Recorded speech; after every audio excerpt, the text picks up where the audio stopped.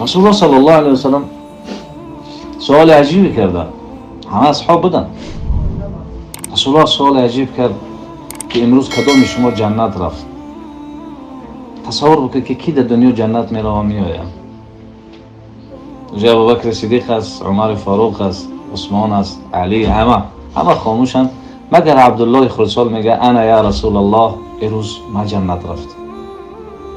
رسول الله تعجب میکنه. عبدالله خرسال میگه امروز ما جنت رفتم و آمدم. و سوال دوم حبیب خدا است که آیا یگان تا شما از میوه های جنت خورد؟ همه خاموشند. عبدالله ابن عمر میگه انا یا رسول الله حضرت جان امروز ما از میوه های جنت خوردم.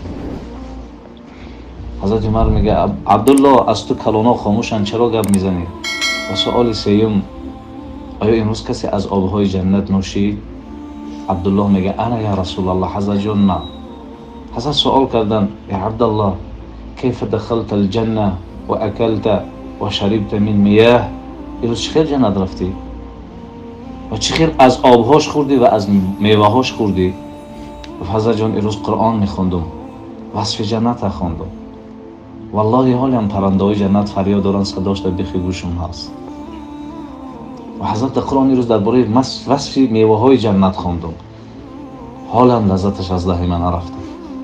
و در وقت باره آبهاش خوندم حالی هم شیرینیش از حلق من پایان نشده است. قرآن باید انسان به این باوری بخواند.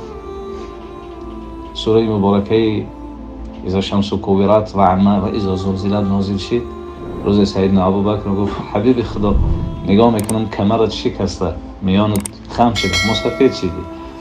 گفت ابوبکر از زمان خداوند سوره عمه و اذا شمس کورت و سوره اذا زلزلت نازل کرد، این سوره ها کمر مرا شکستند.